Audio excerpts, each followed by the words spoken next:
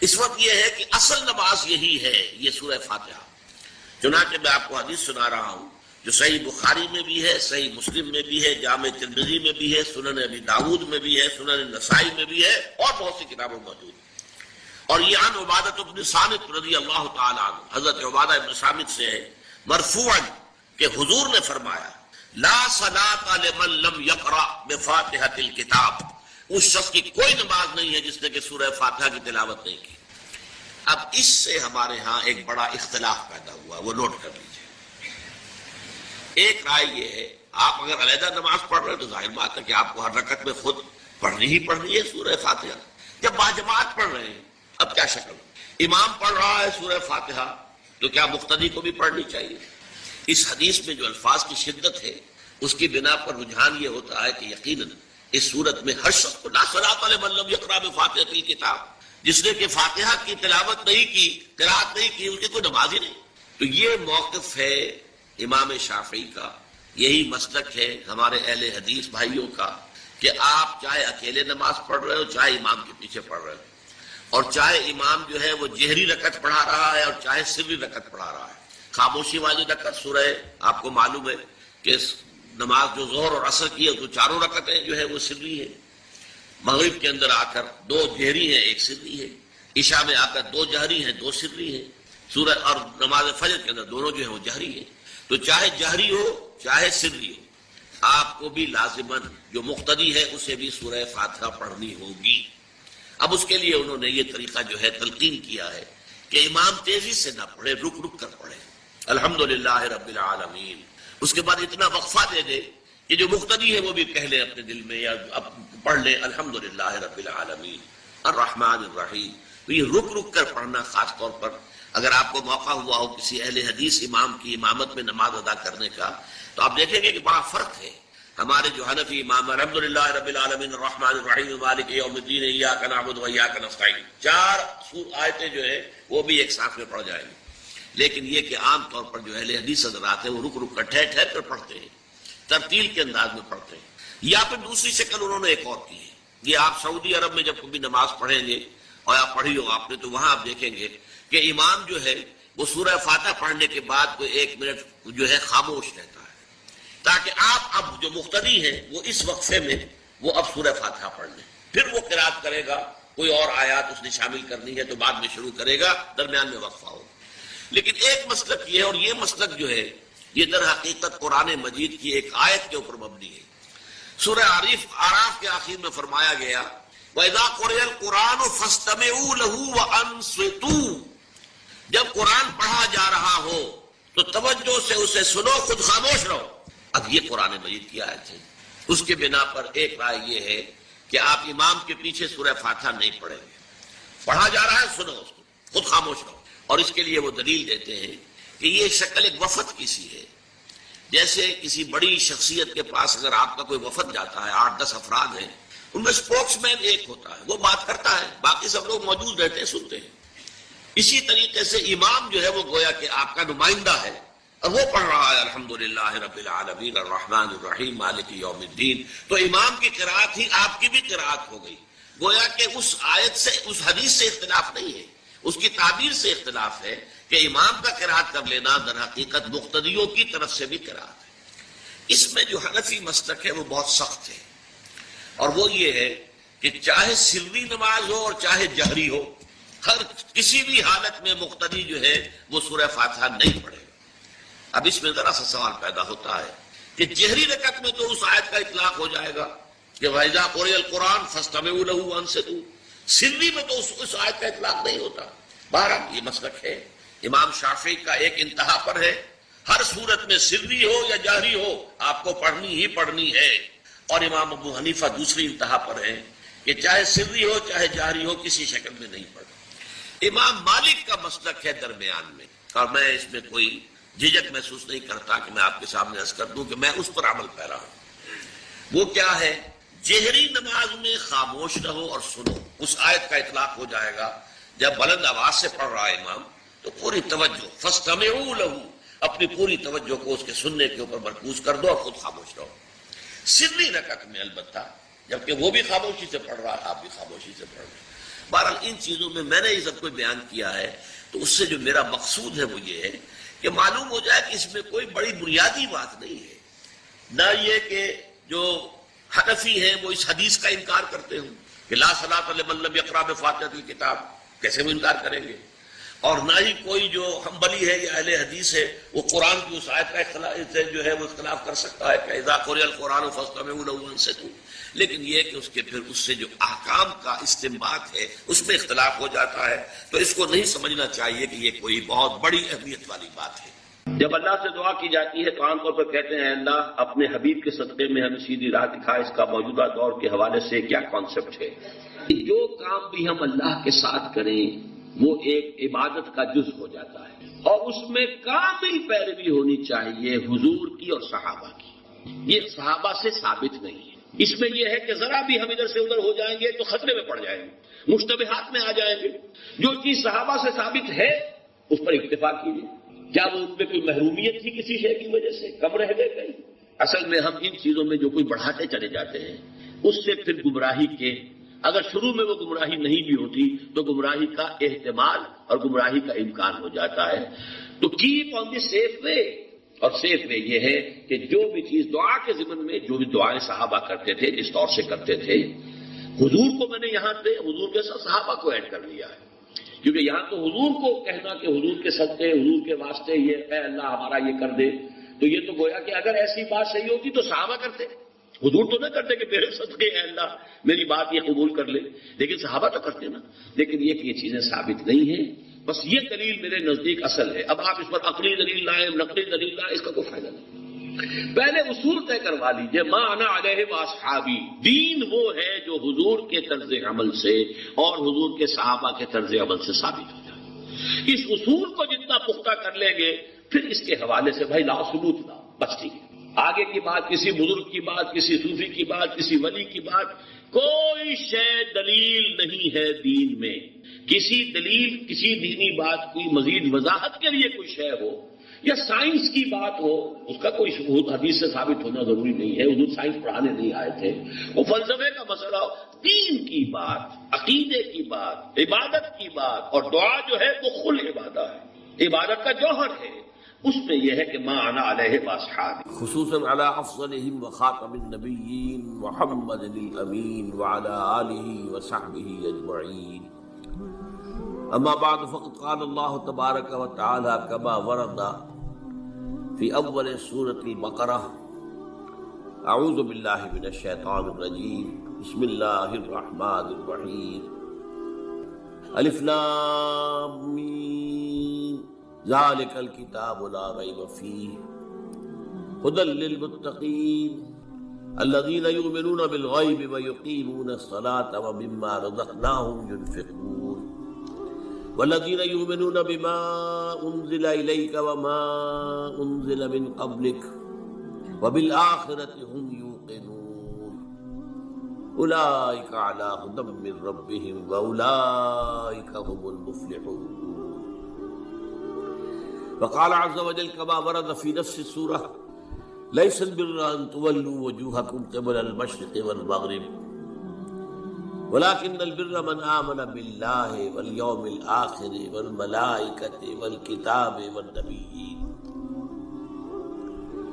وقال جل وعلا كما ورد في آخر نفس السورة آمن الرسول بما أنزل إليه من ربه والمؤمنون كل آمن بالله وملائكته وكتبه ورسله لا نفرق بين أحد من رسله وقالوا سمعنا وأطعنا غفرانك ربنا وإليك المصير۔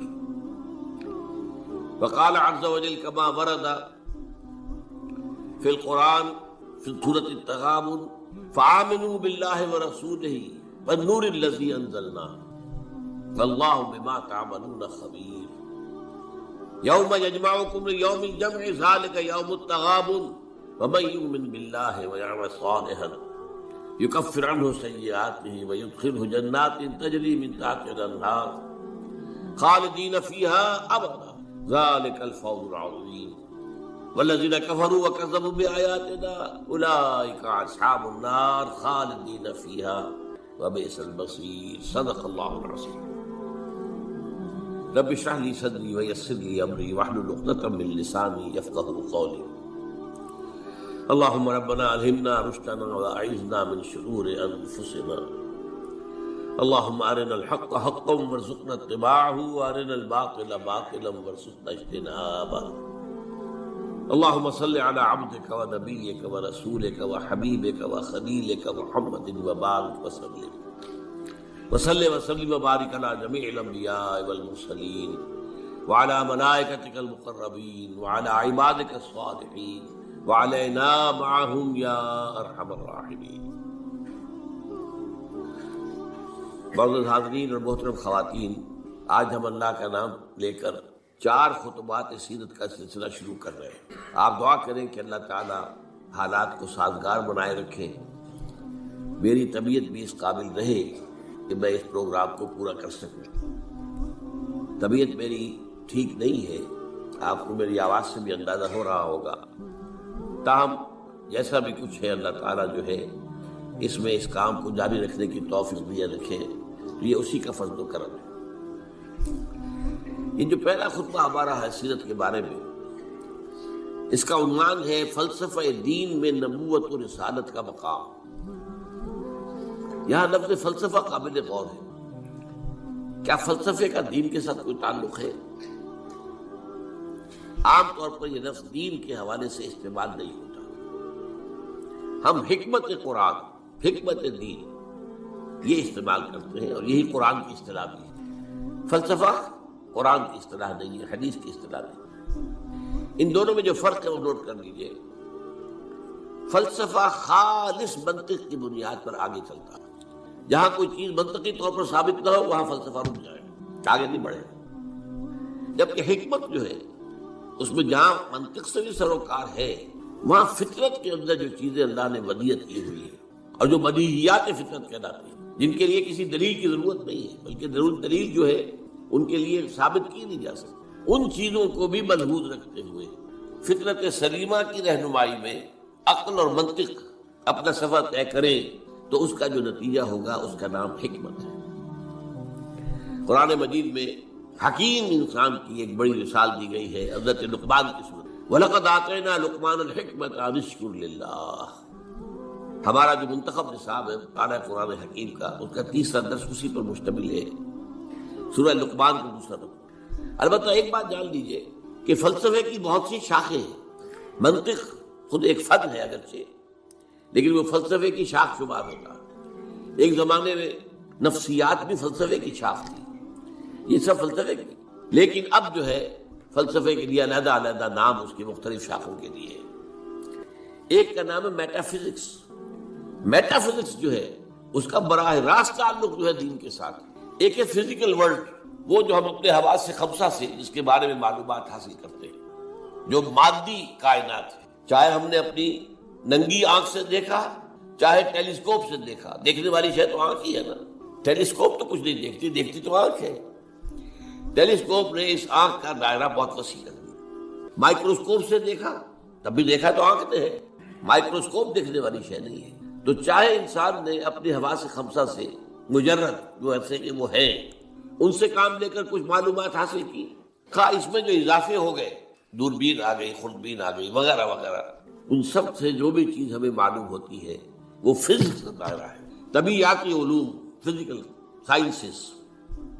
میٹا فزکس اس کا نام ہے جہاں یہ کہ حواس جو ہے یہ ساتھ نہیں دے سکتے، حواس کے دائرے سے باہر. میٹا فزکس، فزکس اور میٹا فزکس یہی فرق ہے. اب ظاہر بات ہے، میں نے ابھی جو آیات آپ کو سنائی ہیں سورہ بقرہ کی ابتدائی آیات اس اعتبار سے بہت اہم ہے. الف لام میم ذالک الکتاب لا ریب فیہ ھدی للمتقین الذین یؤمنون بالغیب. قرآن مجید سے استفادے کی شرط اول ہے غیب پر ایمان. غیب وہی چیز ہے جو آپ کے حواس کے ذریعے سے آپ کی گرفت میں نہیں آتی، آپ کے علم میں نہیں آتی. اب ظاہر بات ہے ذات باری تعالیٰ ہے، ظاہر ہمارے دائرہ حواس سے بلکہ عقل سے، وہم سے، خیال سے سب سے ماورا. وراؤ وراؤ ثم وراؤ وراؤ، فرشتے ہیں انہیں ہم نہیں دیکھ سکتے، اور اسی طریقے سے وحی ہے وہ کیا ہے ہم نہیں دیکھ سکتے، نہیں جان سکتے. یہ سب جو ہے میٹا فزکس کا میدان ہے، اور فزکس کا میدان وہ ہے جو کچھ ہم دیکھ سکتے ہیں. میٹیریل ورلڈ ہے جو بھی میٹیریل چیزیں ہیں وہ فزکس کی ہیں اور وہ میٹا فزکس ہے۔ تو قرآن کا جو میٹا فزکس ہے، اب ظاہر بات ہے کہ جب سائنس بہت آگے بڑھ گئی ہے، فزیکل سائنس، تو ضرورت اس امر کی تھی اور اب بھی ہے کہ قرآن کے میٹا فزکس کے ساتھ جدید فزکس سے حاصل شدہ معلومات کو جوڑا جائے، دیکھا جائے۔ یہاں پہ تضاد تو نہیں ہو سکتا، ناممکن ہے۔ اور بہترین بات ہے جو ڈاکٹر رفیع الدین مرحوم نے لکھی، Quran is the word of God and this universe is the work of God. کس نے بنایا ہے اس کو؟ یہاں کے قانون طبیعی جو بھی ہے، فزیکل لاز، کس نے بنایا ہے؟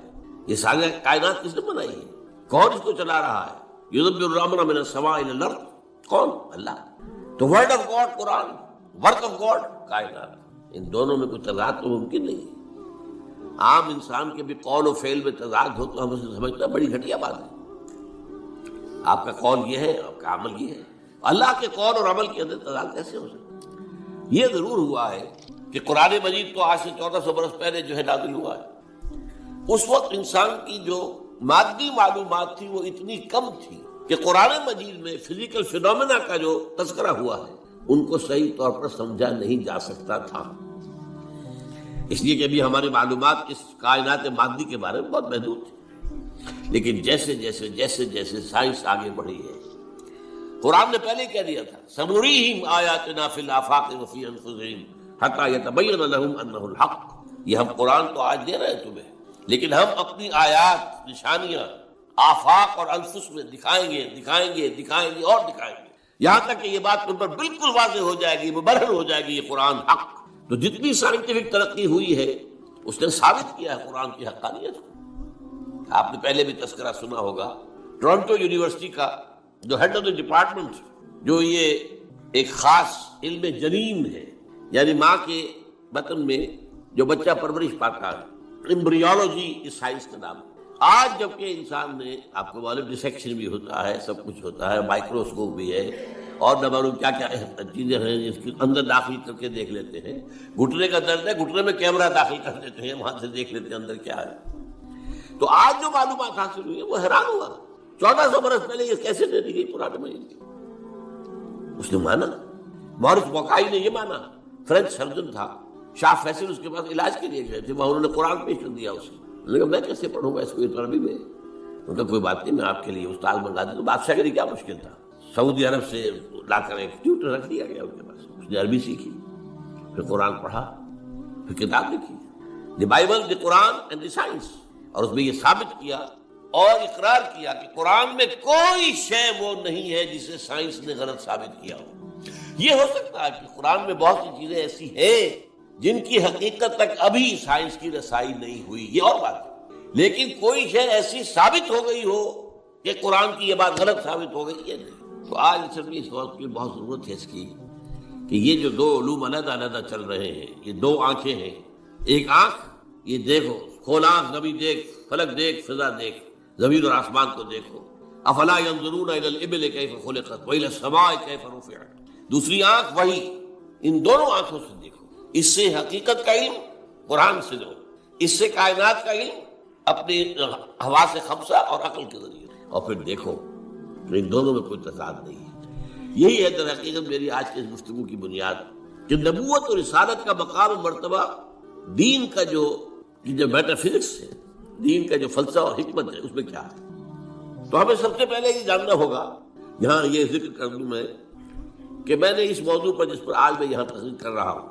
آج سے 25 برس قبل یہ جو ہمارا یہ ٹاؤن ہال ہے، جنا ہال، 26 مارچ 1975 کو تقریر کی تھی، اور وہ تقریر چھپی ہوئی ہے، میری کتاب ہے نبی اکرم صلی اللہ علیہ وسلم کا مقصد بعثت۔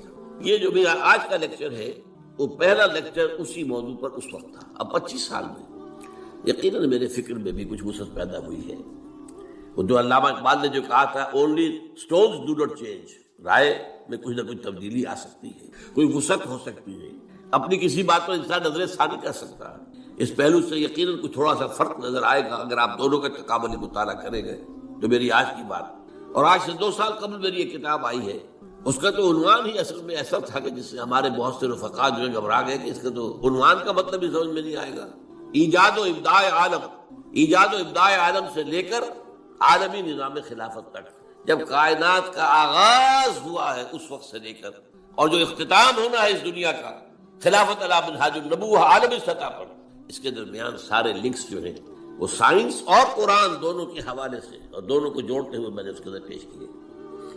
تو جن حضرات کو بھی ان موضوعات سے دلچسپی ہو وہ میری وہ کتاب بھی پڑھیں آج سے 25 سال پہلے کی، نبی اکرم صلی اللہ علیہ وسلم کا مقصد بعثت اور انقلاب نبوی کا اساسی منہاج۔ پھر یہ کہ یہ ایجاد و ابداع عالم کا بھی مطالعہ کریں، کوشش کریں، اور میرا جو ہے آج کا یہ لیکچر انشاءاللہ ان دونوں کی تسہیل کا ذریعہ بن جائے گا کہ بات آسان ہو جائے گی۔ دیکھیے قرآنک میٹا فزکس کیا ہے، ہم اس کو ایمان سے تعبیر کرتے ہیں۔ میں نے یہ چند آیات آپ کو سنائی، ایمانیات کیا کیا ہیں، اللہ پر ایمان، آخرت پر ایمان، یوم آخر پر ایمان، وحی پر ایمان، فرشتوں پر ایمان، کتابوں پر ایمان، رسولوں پر ایمان، حضور کی ختم نبوت و رسالت پر ایمان، قرآن کے آخری اللہ کا کلام ہونے اور اس کے محفوظ ہونے پر ایمان، بعث بعد الموت پر، جنت اور دوزخ پر، حساب کتاب پر، وزن اعمال پر ایمان۔ یہ تمام ایمانیات، یہ سب کیا ہے؟ یہ میٹا فزکس ہے، یہ ہمارے اس دائرہ حواس کے اندر آنے والی چیزیں نہیں۔ ان ایمانیات کو 3 بڑے بڑے عنوانات کے تحت جمع کیا جا سکتا ہے۔ نمبر 1 ایمان باللہ یا توحید، نمبر 2 ایمان بالآخرہ یا معاد، معاد کے معنی لوٹنے کی جگہ، عاد یعود عودا، لوٹنا، معاد لوٹنے کی جگہ، اس میں ظرف۔ تیسرے ایمان بالرسالت۔ اب جب یہ ایمان باللہ کیا ہے، چند چیزیں میں گنواؤں گا۔ پہلی بات یہ کہ آج ہم یہ مانتے ہیں، ہم پہلے سے مانتے تھے، آج دنیا بھی مان رہی ہے۔ جو فزکس کا آپ سے کچھ عرصے پہلے کا دور تھا، 50-60 سال پہلے کا، اس وقت تک یہ مانا جاتا تھا کہ کائنات ہمیشہ سے ہے اور ہمیشہ رہے گی۔ یہ نیوٹونین دور کہلاتا ہے فزکس کا۔ لیکن آج ہمیں وہ بات معلوم ہو چکی ہے سائنس سے، جو قرآن ہمیں بتاتا ہے، یہ کائنات ہمیشہ سے نہیں ہے، نہ ہمیشہ رہے گی۔ یہ خاص وقت پر پیدا کی گئی ہے اور ایک خاص وقت پر ختم ہو جائے گی۔ آج سائنس نے اس کے لیے نقطہ آغاز اس کو کہا ہے بگ بینگ، ایک بہت بڑا دھماکہ ہوا تھا، اس سے کائنات شروع ہوئی۔ پھر یہ تصور بھی ہے کہ یہ کائنات ابھی پھیل رہی ہے، پھول جھڑی کی طرح۔ پھول جھڑی آپ کو معلوم ہے ایسے چکر لگاتے ہوئے پھیلتی ہے، اسی طرح یہ کائنات ابھی پھیل رہی ہے، مزید گیلیکسیز وجود میں آ رہی ہے۔ آپ اکثر و بیشتر اخبارات میں پڑھتے رہتے ہیں کہ آج ایک اور نئی گیلیکسی دریافت ہو گئی ہے، اتنے millions and millions and trillions and trillions years, light years دور ہے ہم سے۔ وہ تو حساب کتاب میں آنے والی باتیں نہیں، لیکن یہ کہ اللہ تعالیٰ نے بھی فرمایا تھا یزید اللہ فی الخلق ما یشاء، اللہ اپنی تخلیق میں اضافہ کرتا رہتا ہے جو چاہتا ہے، یا کرتا رہے گا، دونوں معنی اس کے ہو سکتے ہیں۔ فعل مضارع میں فعل حال بھی ہے اور فعل مستقبل بھی ہے۔ اور اسی کو اقبال نے کہا یہ کائنات ابھی ناتمام ہے شاید، کہ آ رہی ہے دمادم صدائے کن فیکون، کن فیکون، کن فیکون۔ ابھی تو نئی نئی چیزیں وجود میں آ رہی ہیں، لیکن ایک وقت آئے گا، جیسے وہ فنر ہوتا ہے، فنر، وہ فنر جو ہے لپٹا ہوا ہے اس کو آپ کھینچتے ہیں، لیکن اگر چھوڑ دیں گے اس طرح کو پھر وہی آ جائے گا واپس۔ اسی طرح ایک وقت آئے گا کہ یہ کائنات جو ابھی تو پھیل رہی ہے، جا رہی ہے، ایک وقت میں اس کی ریورسل ہو جائے گی، اور یہ جو اب سمٹنی شروع ہوگی پھر ایک نقطے پر جا کر ختم ہو جائے گی۔ قرآن میں نقشہ کھینچا گیا یوم نطوی السماء کطی سجل للکتب، ہم یہ فضاؤں کو اور خلاؤں کو لپیٹ دیں گے، لپیٹ دیں گے۔ دیکھیے آج کا کانسیپٹ اور قرآن کے الفاظ، جیسے پچھلے زمانے میں کتابیں ہوتی تھی، جلد بندی کا تو معاملہ نہیں تھا، ایک کاغذ پر لکھ کیا پورا ہو گیا، اس کے ساتھ نیا کاغذ چسپاں کر دیا اور اس کو رول کر دیا۔ اب آپ نے دوسرے کو لکھا، وہ پورا ہو گیا، پھر اس کو اور رول کر دیا، تیسرا لگا، وہ رول بنتے تھے، اسکرولز بھی کہلاتے ہیں۔ تو یہ اسکرولز، یہ آسمان، اللہ تعالیٰ فرما رہے ہیں یوم نطوی السماء کطی سجل للکتب، جیسے اس زمانے کی کتابیں ہوتی تھی کہ اسکرولز کی صورت میں ہوتی تھی، اس طریقے سے ہم آسمانوں کو لپیٹتے ہیں۔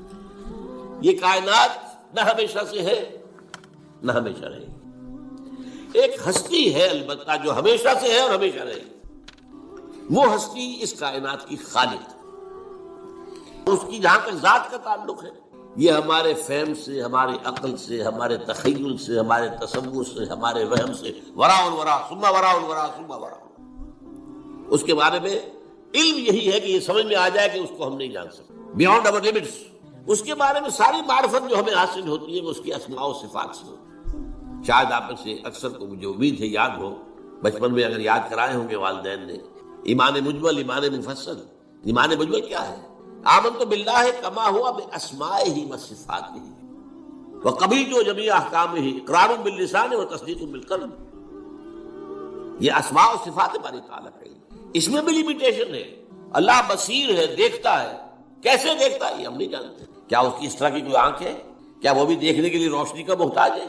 نعوذ باللہ من ذالک. ہمارے ہاں تو ایسے حیوانات موجود ہیں جو بغیر روشنی کے دیکھتے ہیں. تو اللہ کا دیکھنے والا ہے، سمیع ہے، سنتا ہے. کیسے سنتا ہے؟ کیا ساؤنڈ ویوز کی ضرورت ہے اسے بھی؟ اس کا بھی کوئی کان ہے جس سے آ کر ٹکرائے ہو؟ کچھ پتہ نہیں. اسی طرح اس کا کوانٹیٹیو پہلو، اللہ ہر شے پر قدیر ہے. کتنا قادر ہے ہم کیا تصور کریں گے؟ ہمارا تو تصور بڑا محدود ہے. یوں سمجھیے کہ ہمارے دماغ کی مثال اس سنار کی جو ترازو ہوتی ہے، تولے ماشے یہی تو لیں گے نا، اس پر ٹنوں تو نہیں تول سکتا. سریا لا کر آپ اس پر تولنا چاہیں تو اللہ تعالیٰ کی اسماء و صفات کا بھی وہ کتنا قدیر ہے، کتنا بصیر ہے، یہ تو ہم نہیں جانتے. لہذا معلوم ہوا کہ اللہ تعالیٰ کی بات کے بارے میں ہماری معلومات بہت محدود ہیں. بس یہ ہے، ایک بڑا پیارا شعر ہے: دور بینان بارگاہ الست جز پین برداند کے ہست. ہست یہ بارگاہ الست جو ہے، یہ جو ہم عہد کر کے آئے تھے اللہ سے، الست بربکم قالوا بلی، تو بارگاہ الست اللہ کی بارگاہ، جو لوگ اس بارگاہ میں دور تک دیکھ سکتے ہیں وہ سوائے اس کے اور کچھ نہیں کہتے کہ بس یہ تو ہمیں معلوم ہے کہ ہے، لیکن کیا ہے، کیسا ہے، کتنا ہے، کیسے دیکھتا ہے، کیسا اس کا چہرہ ہے. حالانکہ قرآن میں لفظ آیا چہرہ، کیسے اس کے ہاتھ ہے، قرآن میں لفظ آیا ہاتھ، ہم نہیں جانتے. دور بینان بارگاہ الست جو پین بردان کے ہست. اس کی میں مثال دیا کرتا ہوں. دیکھیں کوئی دیوار ہے بہت بڑی فصیل ہے، اب آپ دیکھ رہے ہیں اسے تو آپ کو اندازہ ہو گیا کہ ہوگی اتنی کوئی 100 فٹ اونچی ہوگی. چلیے جہاں تک نظر آ رہی ہے اتنی لمبائی ہے، اس کے اوپر کوئی رنگ وغیرہ ہے وہ بھی نظر آ گیا.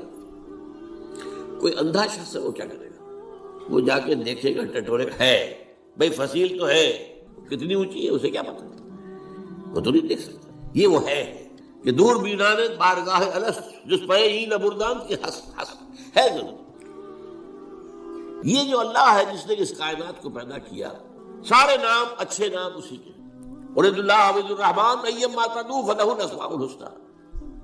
چاہے اللہ کہہ کر پکار لو، چاہے رحمان کہہ کر پکار لو، جس کو بھی پکارو یہ جان لو کہ تمام اچھے نام اسی کے، تمام اچھی صفات اسی کے اندر، اور تمام و کمال ہے. وہ علی کل شیء قدیر ہے، بکل شیء علیم، ہر چیز پر قادر، ہر چیز کا دیکھنے والا. پھر وہ تنہا ہے، تنہا اپنی ذات میں تنہا، لا شریک لہ، کوئی شریک نہیں، نہ صفات میں شریک ہے نہ اختیارات میں شریک ہے. وہ تنہا ہے، لا مثل لہ ولا مثال لہ ولا مثیل لہ ولا ضد لہ ولا ند لہ ولا کفو لہ. یہ ہے اللہ کی ذات کے بارے میں ہمارے تصورات کا خلاصہ. اب آئیے دوسرا، ایمان بالآخرہ. اس اللہ نے جو اس کائنات کو تخلیق فرمایا ہے، اس میں اس کی تخلیق کا کلائمیکس انسان ہے. اس کی میں تفصیل ذرا بعد میں بیان کروں گا، ابھی یہ مضمون ختم ہو جائے. تخلیق کا کلائمیکس انسان. اس انسان کی یہ زندگی جو ہے، اسے ہم اپنے محدود مشاہدے کی وجہ سے سمجھ بیٹھتے ہیں 60 70 80 برس.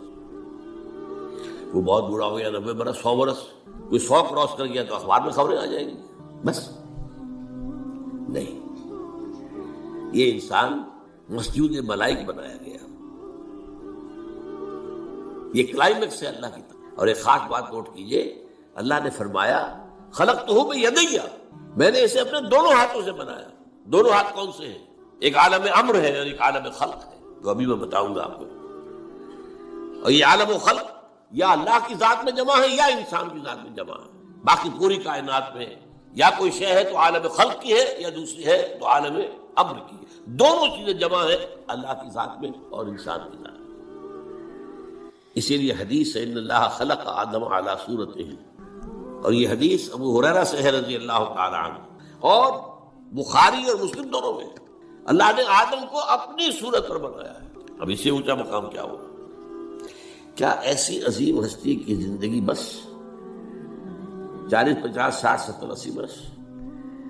اس میں بھی کچھ حصہ تو بچپن کا گزر گیا، ابھی ہوش ہی نہیں، شعور ہی نہیں. بعد میں بھی 80 کے بعد ہو، 70 کے بعد ہو، تو انسان کے جو ہے حواس ٹھیک نہیں رہتے. لكي لا يعلم الله من شيء. علم ختم ہو جاتا نہیں. قرآن کیا بتاتا ہے؟ یہ بات وہ ہے جو افسوس ہے، صد افسوس، کہ آج بالکل ذہنوں سے خارج ہے. انسان کی زندگی بہت طویل ہے، بہت طویل ہے، بہت طویل. علامہ اقبال جو کہتے ہیں تو اسے پیمانہ امروز و فردا سے نہ جاویداں پہم دما ہر دم جمع ہے زندگی. کیا یہ ایسے ہی بڑھ کھانک دی ہے انہوں نے؟ نہیں، یہ قرآن کا مطالعہ ہے. 5 زندگیاں ہیں انسان کی، جن میں سے 2 ان میں سے ڈورمنٹ ہے، سوتے ہوئے گزری ہے، اور 3 ایکٹیو ہے. سب سے پہلے انسان کو عالم ارواح میں پیدا کیا گیا، صرف روحیں تھی، جسم نہیں تھا، اور یہی عالم امر ہے. روح یسألونک عن الروح قل الروح من امر ربی. یہ آپ سے روح کے بارے میں پوچھتے ہیں، فرما دیجئے یہ روح میرے رب کا امر ہے، امر. اس کے بعد اسی امر کے دوران، اسی روحانی زندگی کے دوران عہد لیا گیا، الست بربکم قالوا بلی. ساری ارواح آدم سے لے کر آخری انسان جو دنیا میں آئے گا، سب کی ارواح موجود تھی. میری، میرے والد کی، میرے دادا کی، پردادا کی، سگڑ دادا کی، آدم تک، اور میرے بیٹے کی، اور پوتے کی، اور پڑ پوتے کی، اور آخری انسان جو آئے گا دنیا میں، تمام انسانوں کی ارواح. الارواح جنود مجندہ، حدیث میں الفاظ ہیں، لشکروں کے لشکر، تمام ارواح انسانیہ پیدا کر دی، لیکن جسم کسی کا نہیں تھا. ان سے عہد لیا گیا، الست بربکم قالوا بلی. کیا میں نہیں ہوں تمہارا رب، مالک، آقا، حاکم، پروردگار؟ سب یقیناً ہے اللہ، تو ہی ہمارا حاکم ہے، پروردگار ہے، عالم. پہلی زندگی یہ ہے. اس کے بعد سلا دیا گیا. نیند اور موت میں زیادہ فرق نہ سمجھیے. موت جو ہے وہ بھی ایک طرح کی نیند ہے، اور نیند بھی ایک طرح کی موت ہے. چنانچہ جو دعا مسنون ہے، جب صبح آپ اٹھیں تو آپ کی زبان پر جو دعا آنی چاہیے، اگر آپ کو یاد ہو حضور کی دعا، الحمدللہ الذی احیانی بعد ما اماتنی والیہ النشور. اس اللہ کا شکر ہے جس نے مجھے زندہ کیا اس کے بعد کہ مجھے مردہ کر دیا تھا. نیند مردہ ہوتا ہے انسان جب اس کا شعور ہی نہیں. تو یہ طرح. اور موت تو اب آنے والی ہے. موت معدوم ہونے کا نام تو نہیں ہے. مردہ پڑا ہے، زندگی تو نہیں ہے، لیکن یہ کیا معدوم ہو گیا ہے؟ معدوم ہے، موجود ہے. اور دوسری بات یہ کہ ہمارے علم کے مطابق تو یہ ہے کہ ادھر سے ادھر منتقل ہونے کا نام ہے موت. ہم تو انتقال کہتے ہیں نا. بھائی آپ لاہور سے کراچی منتقل ہو گئے، اللہ خیر صلی اللہ، آپ ایک عالم سے دوسرے عالم میں منتقل ہو گئے. عالم دنیا سے عالم برزخ، عالم برزخ سے عالم آخرہ. تو پہلی زندگی عالم ارواح میں، جبکہ ہمارے پاس جسم نہیں تھے. پھر سلا دیا گیا، یہ دوسری زندگی ہے، لیکن یہ موت کی کیفیت یا نیند کی کیفیت ہے. پھر ہماری تیسری زندگی آئی ہے اس دنیا میں، رحم مادر میں جب حیولہ بنا ہے اور 120 دن کا جنین ہو گیا، ایمبریو ہو گیا، پھر اللہ فرشتے کو بھیجتا ہے. یہ حدیث ہے حضور کی اور متفق علیہ روایت ہے. بدقسمتی سے جو چیزیں ہمارے مادی ذہن سے ٹکراتی ہیں ہم انہیں قبول نہیں کرتے. مادیت کا اتنا غلبہ ہے کہ جو چیز بظاہر اس مادی کیفیات اور مادی قوانین اور ضوابط کے تحت نہیں آتی، ہم ان کو ریجیکٹ کر دیتے. حالانکہ وہ عالم ہی اور ہے، یہ عالم اور ہے. روح اس مادی عالم کی شے نہیں ہے.